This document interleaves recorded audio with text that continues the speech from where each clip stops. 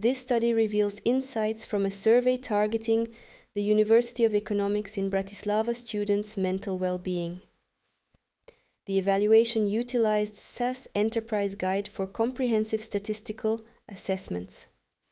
Our goal is to showcase the value of quantitative analysis in grasping the nuances of student mental health and pinpointing opportunities for educational enhancements. Hello, we are the Data Detectives team, a gender-balanced group consisting of 4 senior students at the University of Economics in Bratislava. Meet Lenka, Mikaela, Andrei, and Daniel.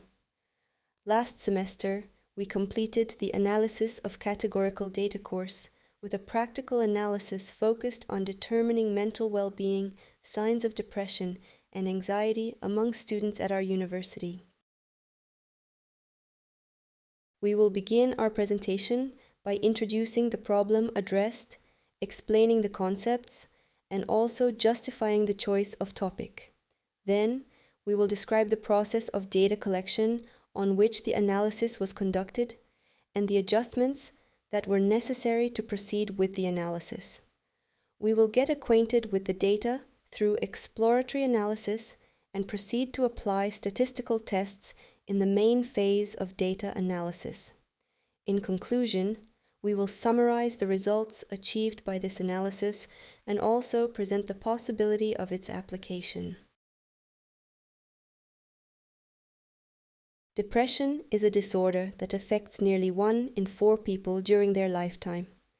It can include feelings of sadness, hopelessness, overall fatigue, decreased self-esteem and confidence, sleep disorders, and various, often multiple pains.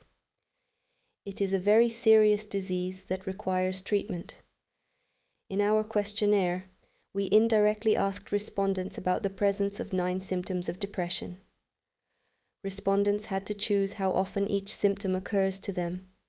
Anxiety is a natural body response to potentially dangerous or challenging situations. It is a feeling of unease, fear, or horror of what will happen. Anxiety can help us prepare for specific situations and ensure that we pay attention and remain vigilant against any dangers. Long-term high levels of anxiety affecting daily activities may indicate that someone suffers from an anxiety disorder. In our questionnaire, we indirectly asked respondents about 7 manifestations of anxiety. Similar to the question about depression symptoms, respondents had to choose how often each symptom occurs to them. Our primary goal will be to explore and understand the mental health state of students at the University of Economics in Bratislava. Our motivation for selecting this topic stems from the urgency of this issue in the current academic environment. University years are a period of intense personal and academic growth for students, which, however, can often be accompanied by psychological pressure and stress. We are aware that many cases of mental health problems remain unidentified, also due to a lack of information. With this research, we want to demonstrate how quantitative analysis can be an effective tool for a deeper understanding of social phenomena, and how it can contribute to creating meaningful changes in our educational environment.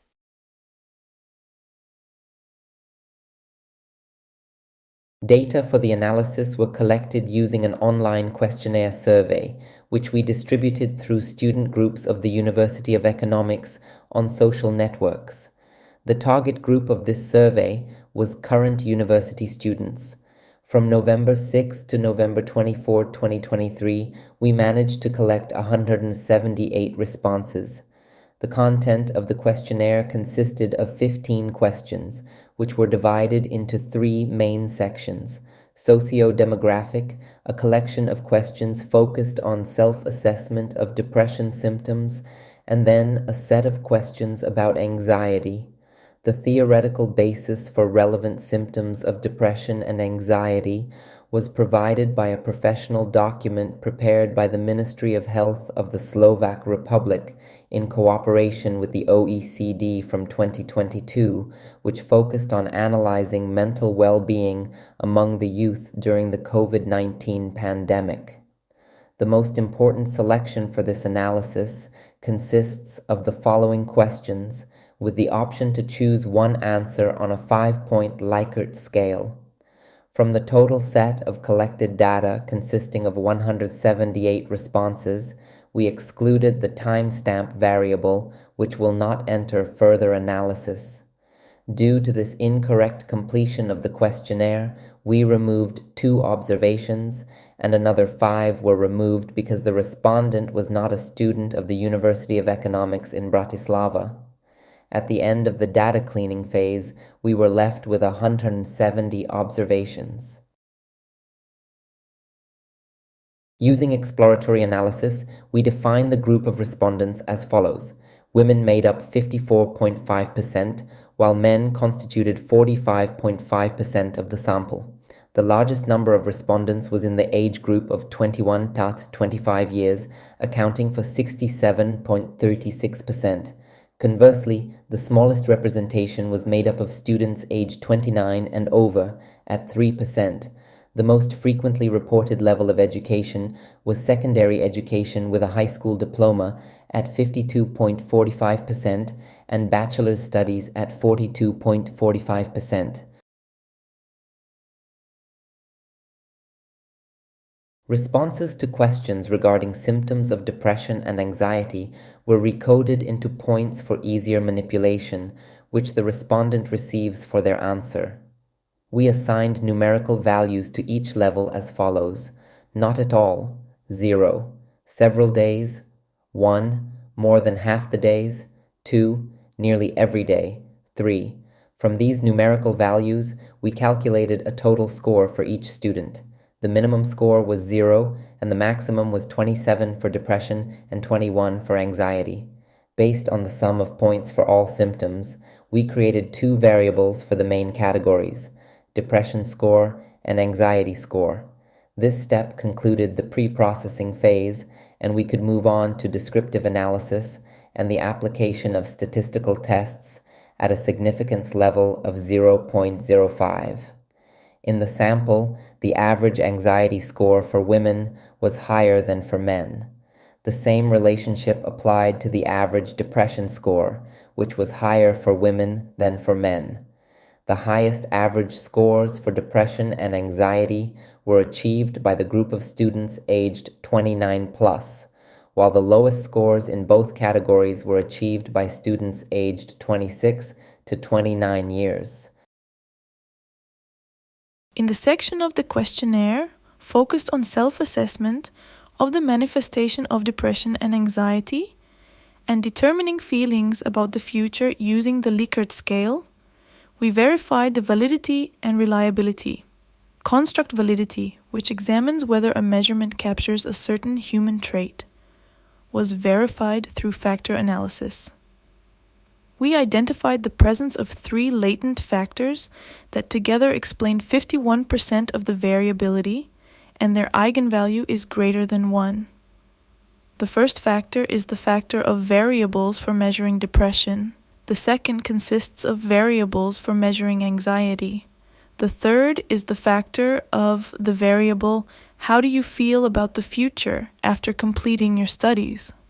Reliability of a questionnaire refers to the ability of the questionnaire to collect data that produce consistent results. The reliability of the questionnaire and its 17 subscales was verified using the Cronbach alpha coefficient.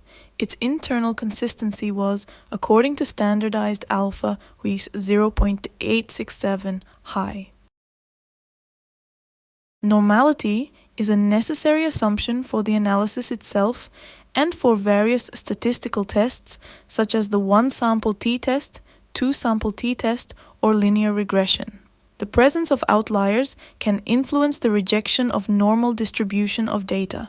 We removed outliers at the very beginning from the dataset, and moreover, all questions in the questionnaire were closed. which highly prevents the emergence of outliers. We are interested in whether the average score of men in the sample equals the average score of women in the population. First, we verified the necessary assumption of normality for the variable depression score, as well as for the variable anxiety score. The hypotheses were as follows. Hypothesis 0, the data have a normal distribution. Hypothesis 1, the data do not have a normal distribution. Based on the p-values of the Shapiro-Wilk test, which are less than our chosen significance level of 0.05, we can reject the null hypothesis for both tests and accept the statement that the data do not have a normal distribution. In testing the hypothesis regarding the equality of means for the depression score and anxiety score variables across the male and female population, the hypotheses are formulated as follows. Hypothesis 0. The difference in the average depression score between men and women is not statistically significant. Alternative hypothesis. The difference in the average depression score between men and women is statistically significant. We used the non-parametric Wilcoxon test for testing because the condition of normality was not met. The p-value for this test is 0.11105 for the depression score variable. The p-value equals 0.16 for the anxiety and score variable. Both values exceed our chosen significance level, therefore, we cannot reject the null hypothesis. The difference in the average depression scores between men and women is not statistically significant. Similarly, the difference in the average anxiety scores between men and women is not statistically significant. Students were asked, how do you feel about your future after completing your studies? They could choose one of the following responses: very optimistic, optimistic, neutral, pessimistic, very pessimistic. By merging, we approached the reduction of categories from 5 variations of responses. We created a new variable with 2 categories.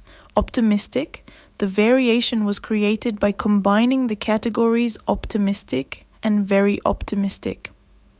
Pessimistic, the variation was created by combining the categories pessimistic and very pessimistic. Students who stated neutral were excluded from the analysis. The analysis was conducted for 129 students. We tested the equality of frequencies for the optimistic and pessimistic categories. Hypothesis 0.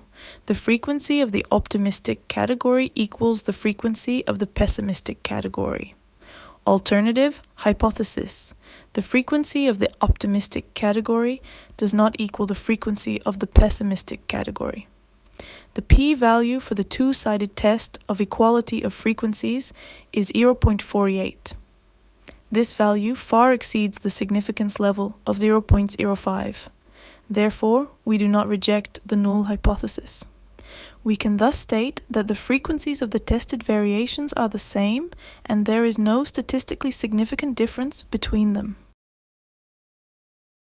In the next section, we were interested in whether students' obligations and their personal life are in balance and how they relate to the ability to relax meaningfully.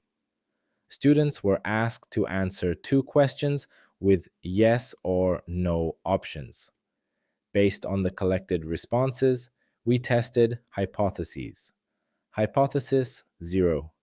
There is no dependency between relaxation time and the balance between student and personal life. Alternative hypothesis. There is a dependency between relaxation time and the balance between student and personal life. Based on the p-values of the approximate chi-square test, the likelihood ratio chi-square, and Fisher's exact test, we can accept the hypothesis of a dependency between relaxation time and the balance between personal and student life. With a phi coefficient, Kramer's V, 0.3575, and a coefficient of unpredictability, 0.3367, it suggests a moderately strong dependency. Relaxation time has a stronger impact on balance, lambda asymmetric seer, around 0.133, while the impact of balance between personal and student life on leisure time is weaker, lambda asymmetric RC 0.1091. To compare groups of students created based on these two variables, we also use the so-called percentage difference. The proportion of respondents who do not have balance in life and do not have time to relax is 0.6. The percentage of respondents who do not have balance in life but have time to relax is 0.2348. The proportion of respondents who do not have balance and also have time to relax is 36.52 percentage points higher than those who have time to relax but do not have a balance in life.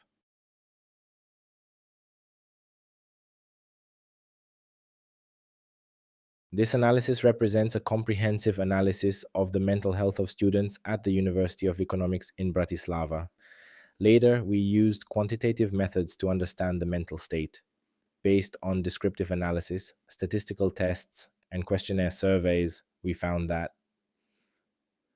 the highest average scores of anxiety and depression were reached in the age category of 22-25 years.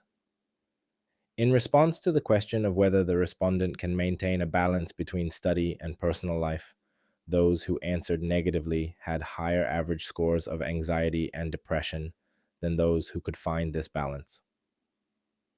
Based on the non-parametric Mann-Whitney test, we state that the difference between the average depression score of women and men is not statistically significant.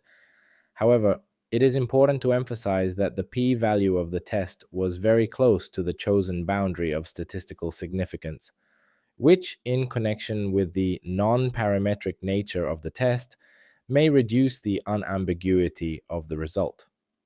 There is no statistically significant difference in the representation of optimistic and pessimistic visions of the future after graduation. In testing the dependency between two nominal variables, the only present dependency manifested between having enough time to relax and the balance between personal and student life. McNamar's paired test finally confirmed that respondents did not perceive a difference between these questions. This analysis conducted in SAS Enterprise Guide delved deeper into the mental health of students at the University of Economics in Bratislava. Using quantitative methods, we highlighted that gender does not have a statistically significant impact on the state of students' mental well-being. The social stigma that women are more emotional was not confirmed in this case. Students perceive relaxation and maintaining a balance between personal and student life similarly. Also, the representation of students with optimistic and pessimistic views on the future is approximately the same. All findings indicate the need for multifaceted approaches to support students' mental well-being. One of the initial steps in addressing this problem could be an increased interest of universities in feedback provided by students, for example, through regular short questionnaire surveys, and as a result of their evaluation, adopt the correct stance towards the current situation. Thank you for your attention, and if you have any questions, please do not hesitate to contact us.